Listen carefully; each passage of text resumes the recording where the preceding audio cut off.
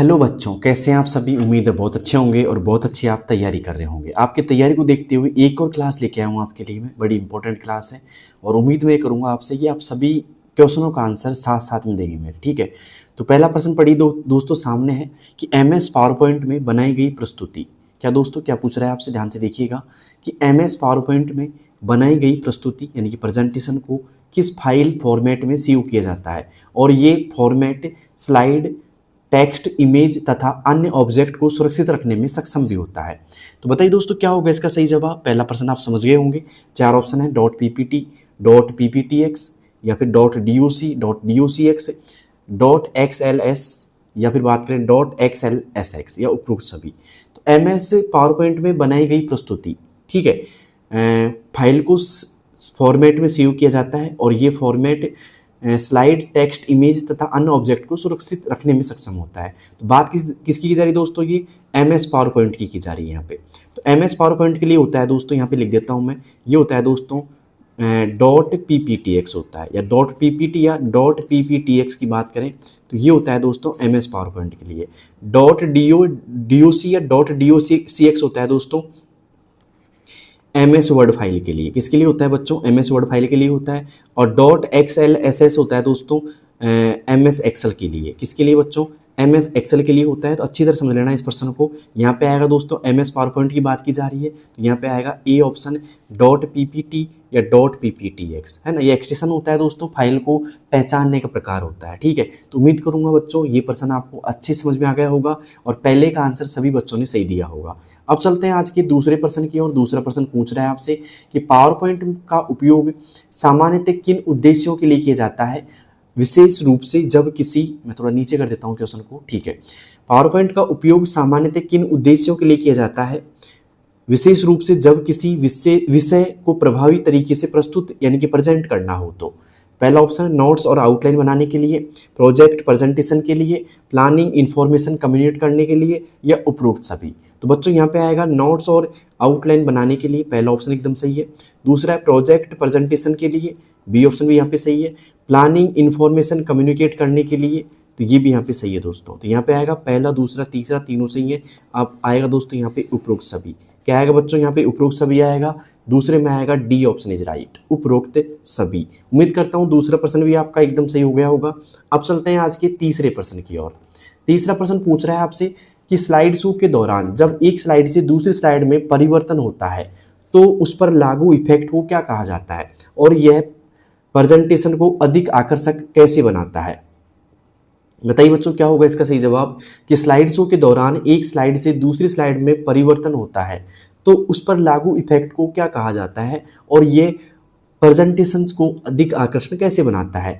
Animation के द्वारा, custom animation के द्वारा, ट्रांजिशन के द्वारा, या स्लाइड डिजाइन के द्वारा। दोस्तों बात की जा रही है स्लाइड शो के दौरान एक स्लाइड से दूसरी स्लाइड में परिवर्तन होता है, मतलब एक स्लाइड से दूसरी स्लाइड में आप जाते हो, एक स्लाइड से सीधा दूसरी स्लाइड में जाते हो, तो इस प्रभाव को क्या बोला जाता है, इस इफेक्ट को क्या बोला जाता है दोस्तों, इसको बोलते हैं ट्रांजिशन। क्या बोलते हैं बच्चों, ट्रांजिशन से बोलते हैं। तो सी ऑप्शन इज राइट। आप बोलोगे एनिमेशन क्या होता है फिर, तो एक एनिमेशन होता है दोस्तों एक ही स्लाइड के अंदर जो मूवमेंट होता है ना, ऑब्जेक्ट के अंदर या टेक्स्ट के अंदर जो मूवमेंट होता है बच्चों, वो होता है दोस्तों एनिमेशन। ठीक है, तो एक ही स्लाइड के अंदर होता है। और ट्रांजिशन होता है जब एक स्लाइड से हम दूसरी स्लाइड के अंदर जाते हैं ना, तो उस प्रोसेस को या उस इफेक्ट को हम क्या बोलेंगे, ट्रांजिशन से बोलेंगे। उम्मीद करता हूँ तीसरा प्रश्न भी आपको अच्छे समझ में आ गया होगा। अब चलते हैं आज के चौथे प्रश्न की ओर। चौथा प्रश्न पूछ रहा है दोस्तों आपसे कि पावर पॉइंट में स्लाइड शो को प्रारंभ यानी कि स्टार्ट करने के लिए कौन सा तरीका सबसे तेज और कॉमनली यूज, जिससे प्रेजेंटेशन सीधे फुल स्क्रीन मोड पे शुरू हो जाती है। बताओ कौन सा तरीका ऐसा है जो होगा सही। तो यहाँ पे पहला ऑप्शन है F5 की दबाना, दूसरा ऑप्शन स्लाइड शो मेन्यू से व्यू शो चुनना, या रियस टाइमिंग चुनना, ए और बी दोनों। क्या होगा दोस्तों इसका सही जवाब। तो यहाँ पे बात करें दोस्तों प्रारंभ करने की, तो F5 की दबा करके भी आप कर सकते हैं, या फिर स्लाइड शो मेन्यू से व्यू शो चुनना भी यहाँ पे सही होगा। तो यहाँ पे आएगा बच्चों डी ऑप्शन, ए और बी दोनों यहाँ पे सही होंगे। D option is right. चौथे में क्या आएगा बच्चों, डी ऑप्शन आएगा, ए और बी दोनों। ठीक है, उम्मीद करता हूँ ये भी आपको समझ में आ गया होगा अच्छे से। अब चलते हैं आज के अगले प्रश्न की ओर। अगला प्रश्न पूछ रहा है दोस्तों यहाँ पे पांचवा प्रश्न क्या पूछ रहा है आपसे कि मोशन पथ एनिमेशन का उपयोग पावर पॉइंट में किस उद्देश्य के लिए किया जाता है और ये किस प्रकार अन्य एनिमेशन को अलग होता है। मोशन पथ एनिमेशन का उपयोग पावर पॉइंट में किस उद्देश्य के लिए किया जाता है और ये किस प्रकार अन्य एनिमेशन से अलग होता है। पहला ऑप्शन इंटरेस्ट इफेक्ट देने के लिए, दूसरा ऑप्शन स्लाइड को आगे बढ़ाने के लिए, तीसरा यहाँ पे आ रहा है कि किसी ऑब्जेक्ट को निर्धारित पथ पर मूव करने के लिए, या उपरोक्त सभी। पांचों प्रश्न में क्या होगा दोस्तों इसका सही जवाब। बात की जा रही है मोशन पथ एनिमेशन का उपयोग कब किया जाता है। मोशन पथ एनिमेशन की यहाँ पे बात की जा रही है, तो यहाँ पे आएगा दोस्तों किसी ऑब्जेक्ट को निर्धारित पथ पर मूव करने के लिए, किसी ऑब्जेक्ट को निर्धारित पथ पर मूव करने के लिए इसका उपयोग किया जाता है बच्चों। किसी ऑब्जेक्ट को निर्धारित मोशन पर या पथ पर मूव करने के लिए सी ऑप्शन इज राइट बच्चों। क्या आएगा, सी ऑप्शन आएगा। पांचवें में उम्मीद करता हूँ 5 के 5 प्रश्न आपके एकदम सही हो गए होंगे। अगर आपको क्लास अच्छी लग रही है, समझ में आ रही है, तो उन बच्चों के पास जरूर भेजिएगा जिनकी RSCIT की एग्जाम है, ठीक है। और आप भी चैनल सब्सक्राइब कर लो क्योंकि सारे इंपॉर्टेंट क्वेश्चन आपको मिलने वाले हैं दोस्तों इसी चैनल पर, ठीक है। अब बात करते हैं दोस्तों आज के छठे प्रश्न की। छठा प्रश्न आपके सामने दोस्तों क्या पूछ रहा है, देखिए ध्यान से। जब आप पावर पॉइंट में नई प्रेजेंटेशन बनाते हैं तो आपको कौन कौन से विकल्प मिलते हैं जिनके माध्यम से आप अपनी प्रेजेंटेशन की शुरुआत कर सकते हैं। पहला blank presentation, exiting template, designing template, या उपरोक्त सभी। क्या होगा दोस्तों सही जवाब इसका कि जब आप पावर पॉइंट में नई प्रेजेंटेशन बनाते हैं तो आप कौन कौन से विकल्प मिलते हैं आपको जिनके माध्यम से आप अपनी प्रेजेंटेशन की शुरुआत कर सकते हैं। पहला blank presentation, exiting template, design template, या उपरोक्त सभी। दोस्तों यहाँ पे छठे में जो सही जवाब होगा, देखिए दोस्तों ब्लैंक प्रेजेंटेशन भी यहाँ पे सही है, एग्जिटिंग का भी यूज किया जा सकता है और डिजाइन टेम्पलेट्स का भी आपका यूज कर सकते हैं, तो यहाँ पे आएगा उपरोक्त सभी। डी ऑप्शन इज राइट बच्चों। छठे में क्या आएगा, डी ऑप्शन आएगा। उम्मीद करता हूँ सभी ने कर लिया होगा ये भी। अब चलते हैं आज के सातवें प्रश्न की ओर। सातवां प्रश्न पूछ रहा है दोस्तों आपसे सामने एक्सेल से सवाल है कि MS एक्सेल में वर्कबुक किसे कहा जाता है और ये किन किन कंपोनेंट्स का एक लॉजिकल कनेक्शन या कलेक्शन होता है जो यूजर को डाटा को व्यवस्थित रूप से मैनेज करने की सुविधा देता है। पहला केवल एक वर्कशीट, चार्ट्स का समूह, केवल ग्राफ्स, या वर्कशीट और चार्ट्स का संग्रह। बताइए बच्चों क्या होगा इसका सही जवाब कि MS एक्सेल में वर्कबुक किसे कहा जाता है और ये किन किन कंपोनेंट्स का एक लॉजिकल कलेक्शन होता है जो यूजर को डाटा को व्यवस्थित रूप से मैनेज करने की सुविधा देता है। तो यहाँ पे आएगा बच्चों वर्कशीट और चार्ट्स का संग्रह होता है। ये किसका होता है, वर्कशीट और चार्ट्स का संग्रह होता है। तो ऐसे प्रश्न कई बार मिल जाते हैं आपको एग्जाम में, तो डी ऑप्शन आएगा यहाँ पे वर्कशीट्स और चार्ट का संग्रह। उम्मीद करता हूँ दोस्तों ये भी आपको समझ में आ गया होगा अच्छे से, ठीक है। अब बात करते हैं दोस्तों आज के अगले क्वेश्चन की। अगला क्वेश्चन है यहाँ पे 8वां, ध्यान से देखिएगा, सामने आपके आ चुका है कि एक्सेल में नेम बॉक्स का मुख्य कार्य क्या होता है और ये यूजर को एक्टिव सेल की जानकारी किस प्रकार प्रदान करता है। एक्सेल में नेम बॉक्स का मुख्य कार्य क्या होता है और ये यूजर को एक्टिव सेल की जानकारी किस प्रकार प्रदान करता है। एक्टिव सेल का लोकेशन यानी कि सेल एड्रेस दिखाता है, फॉर्मूला बार की जानकारी देता है, स्टेटस बार की जानकारी देता है, या मेन्यू बार दिखाता है। देखिए दोस्तों यहाँ पे जो नेम बॉक्स होता है ना भाई, वो ये होता है कि भाई जैसे मान लो एक आपके पास में ये वर्कशीट है, ठीक है, इसके अंदर काफ़ी सारी सेल बनी हुई है ऐसे, ठीक है, मैं बना देता हूँ यहाँ पे, ठीक है। और यहाँ पे हल्का सा एक फॉर्मूला बार होता है और फॉर्मूला बार के अंदर यहाँ पे एक नेम बॉक्स होता है ऐसे, ठीक है। और नेम बॉक्स के अंदर उस सेल का नाम जैसे A1 लिखा है, B1 लिखा है, ऐसे लिखा आता है, तो इस बॉक्स को बोलते हैं बच्चों नेम बॉक्स बोलते हैं। क्या बोलते हैं, नेम बॉक्स बोलते हैं, ठीक है। और नेम बॉक्स में अंदर आता है एक्टिव सेल का एड्रेस आता है, एक्टिव सेल का एड्रेस, तो यहाँ पे आएगा ए ऑप्शन इज राइट। अब आपका सवाल होगा कि सर एक्टिव सेल क्या होती है, जिस सेल में एक बड़ा सा हाईलाइट आपको दिखाई देता है एक्सेल सीट के अंदर और जिसमें जब लिखते हैं तो उसी में लिखा आता है, तो उसे एक्टिव सेल बोलते हैं। जैसे A1 हो गया नाम इसका, B1 हो सकता है, C5 हो सकता है, ऐसे नाम होते हैं। अब यहाँ पे ए क्या होता है दोस्तों, कॉलम का नाम होता है इसके अंदर, ठीक है। और 1 क्या होता है बच्चों, रो का नाम होता है। ए क्या होता है, कॉलम का नाम होता है, और 1 क्या होता है, रो का नाम होता है, ठीक है। तो यहाँ पे शुरुआत में जो अक्षर से स्टार्ट होता है वो कॉलम का नाम होता है और जो नंबर से रहता है जैसे 1 2 3 4 वो रो का नाम होता है। तो उम्मीद करूंगा 8वां प्रश्न आपको अच्छे समझ में आ गया होगा, ठीक है। अब चलते हैं आज के 9वें प्रश्न की ओर। 9वां प्रश्न क्या पूछ रहा है आपसे, ध्यान से देखिएगा एक बार, ठीक है। 9वां प्रश्न आ गया है सामने। यदि आप एक्सेल में किसी एक सेल या रेंज की फॉर्मेटिंग को कॉपी करके दूसरे स्थान पर एग्जैक्टली वही फॉर्मेटिंग अप्लाई करना चाहते हैं तो सबसे प्रभावी तरीका क्या होगा। यदि आप एक्सेल में किसी एक सेल या रेंज की फॉर्मेटिंग को कॉपी करके दूसरे स्थान पर एग्जैक्टली वही फॉर्मेटिंग अप्लाई करना चाहते हैं तो सबसे प्रभावी तरीका क्या होगा? केवल कॉपी पेस्ट करना, कंट्रोल सी और कंट्रोल वी करना, केवल ड्रैग करना या फॉर्मेट पेंटर का उपयोग करना। दोस्तों बात की जा रही है यहाँ पे एक सेल या रेंज की फॉर्मेटिंग को, किसको? फॉर्मेटिंग को दूसरे स्थान पर वही अप्लाई फॉर्मेटिंग करना, मतलब एक फॉर्मेटिंग को एक जगह से हटा करके दूसरी जगह उसको एग्जैक्टली वही फॉर्मेटिंग यहाँ पे अप्लाई करना क्या कहलाता है? तो वो यूज होता है दोस्तों फॉर्मेट पेंटर का। क्या होता है? फॉर्मेट पेंटर का होता है। तो यहाँ पे आएगा डी ऑप्शन, फॉर्मेट पेंटर। क्या आएगा बच्चों? फॉर्मेट पेंटर आएगा। उम्मीद करूंगा 90% आपको समझ में आ गया होगा अच्छे से। तो किन किन बच्चों को ये क्लास अच्छी लग रही है, समझ में आ रही है, कमेंट बॉक्स में जरूर बताना मुझे। तो यहाँ पे 90 में कर लीजिए बच्चों, D option is right. Okay, अब चलते हैं आज के 10वें प्रश्न की ओर। 10वां प्रश्न पूछ रहा है आपसे कि जब आप एक्सेल में किसी रो या कॉलम को फ्रीज करते हैं तो स्क्रॉलिंग के दौरान उसका व्यवहार कैसा होता है और ये सुविधा किस कमांड द्वारा प्राप्त की जाती है? जब आप एक्सेल में किसी रो या कॉलम को फ्रीज करते हैं तो स्क्रॉलिंग के दौरान उसका व्यवहार कैसा होता है और ये सुविधा किस कमांड द्वारा प्राप्त की जाती है? पहला, वह स्क्रॉल के साथ गायब हो जाता है। दूसरा, वह स्थिर रहता है। तीसरा, वह डुप्लीकेट हो जाता है। और चौथा, वह हाइड हो जाता है। बताइए बच्चों क्या होगा इसका सही जवाब? कि जब आप एक्सेल में किसी रो या कॉलम को फ्रीज करते हैं तो स्क्रॉलिंग के दौरान उसका व्यवहार कैसा होता है और ये सुविधा किस कमांड द्वारा प्राप्त की जाती है? तो यहाँ पे एक्सेल में रो और कॉलम को फ्रीज करने का मतलब होता है स्थिर करना। एक तरीके से क्या होता है बच्चों? स्थिर करना होता है, स्थिर यानी कि एक जगह रहना। ठीक है, तो यहाँ पे आएगा गायब हो जाता है स्क्रॉलिंग के दौरान, तो ये तो नहीं होगा भाई, ये तो गलत ऑप्शन है। यहाँ पे आएगा वह स्थिर रहता है। क्या बच्चों? वह स्थिर रहता है, बी ऑप्शन इज राइट। ठीक है, उम्मीद करूंगा ये समझ में आ गया होगा, वह स्थिर रहता है। तो अब मुझे बताइए कि इन 10 प्रश्नों में से आपके कितने प्रश्न ऐसे हैं जो एकदम सही हो चुके हैं आज की क्लास में?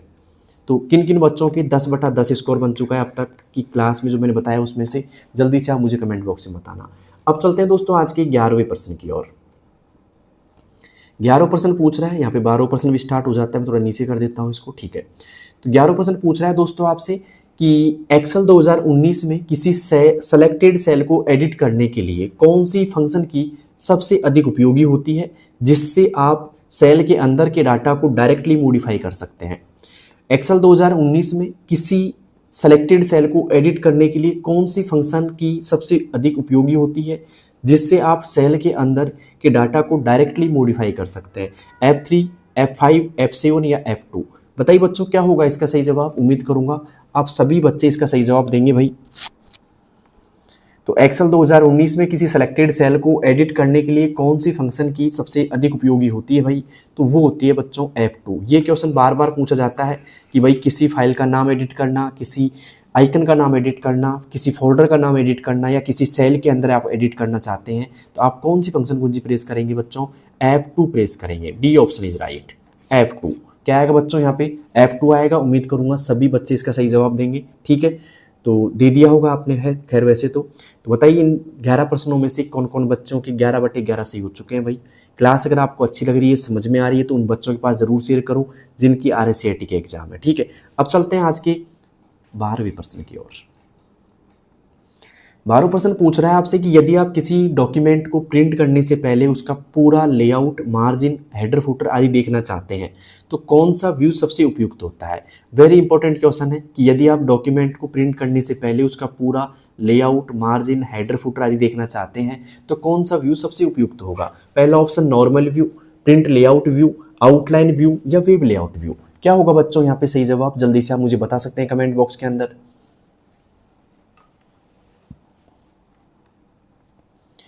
तो यहाँ पे जो सही जवाब होने वाला है वो होगा बच्चों, देखो नॉर्मल व्यू नहीं होगा, यहाँ पे आएगा प्रिंट लेआउट व्यू। क्या आएगा?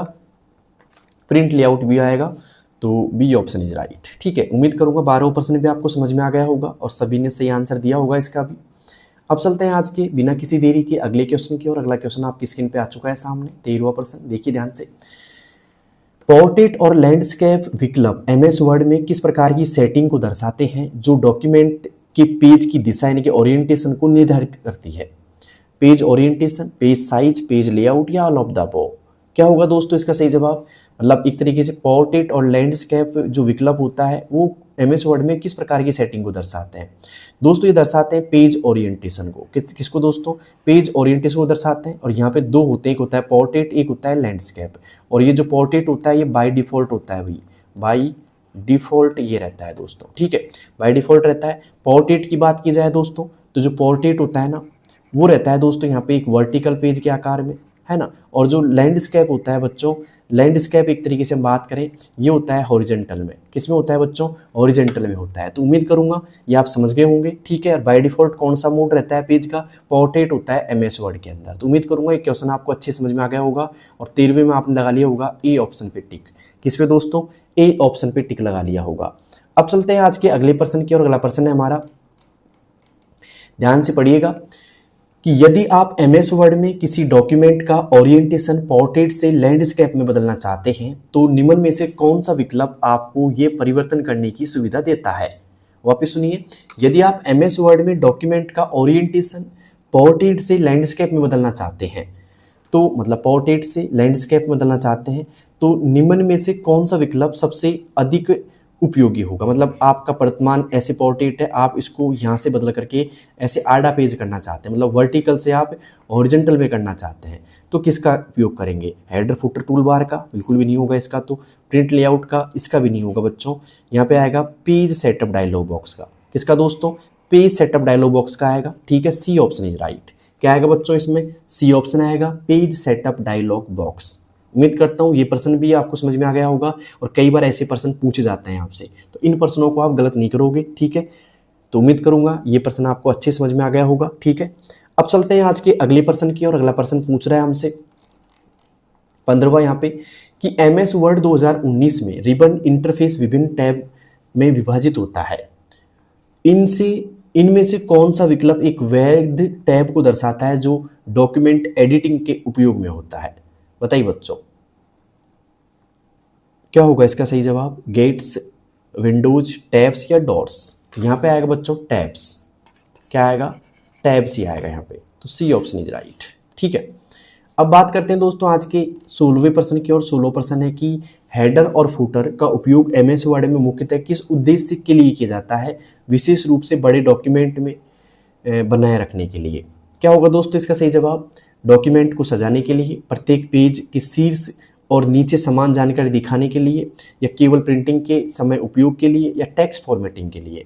दोस्तों यहाँ पे बात की जा रही है हेडर एंड फुटर की। दोस्तों बात करें हेडर फुटर क्या होता है, जैसे मान लो ये डॉक्यूमेंट है आपके पास में, और इस डॉक्यूमेंट की बात की जाए तो टॉप में क्या होता है बच्चों? हेडर होता है।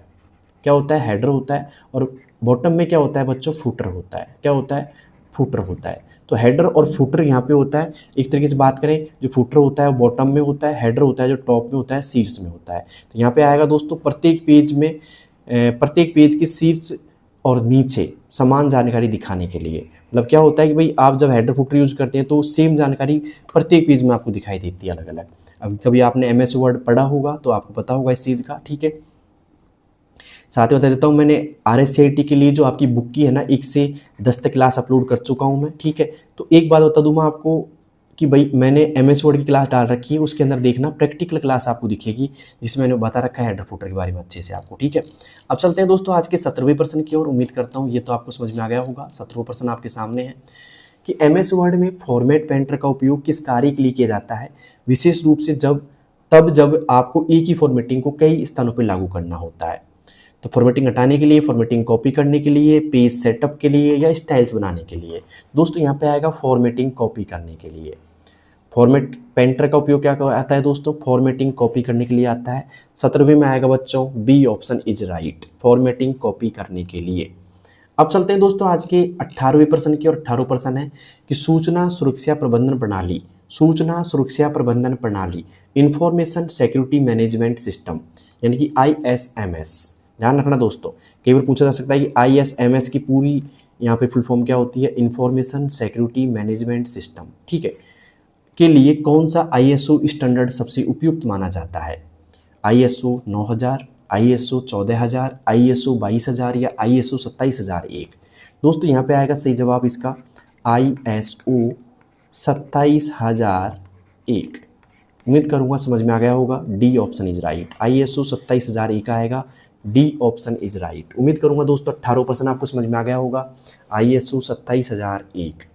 तो किन किन बच्चों के 18% एकदम सही हो चुके हैं भाई अब तक। अब चलते हैं आज की 19वें की ओर। 19वां है दोस्तों, सामने देखिएगा कि IT एक्ट 2000 में भारत किस क्षेत्र को रेगुलेट यानी कि नियंत्रित करने के लिए लागू किया गया था। भारत में किस क्षेत्र को नियंत्रित करने के लिए लागू किया गया था जिससे डिजिटल लेन देन और साइबर गतिविधियों की सुरक्षा कानूनी मान्यता मिल सके। पहला टैक्सेशन के लिए, इंडस्ट्रीज टेक्नोलॉजी के लिए, इंफॉर्मेशन टेक्नोलॉजी या इनसाइड ट्रेडिंग के लिए। तो यहाँ पे आएगा दोस्तों IT यानी कि इंफॉर्मेशन टेक्नोलॉजी के लिए।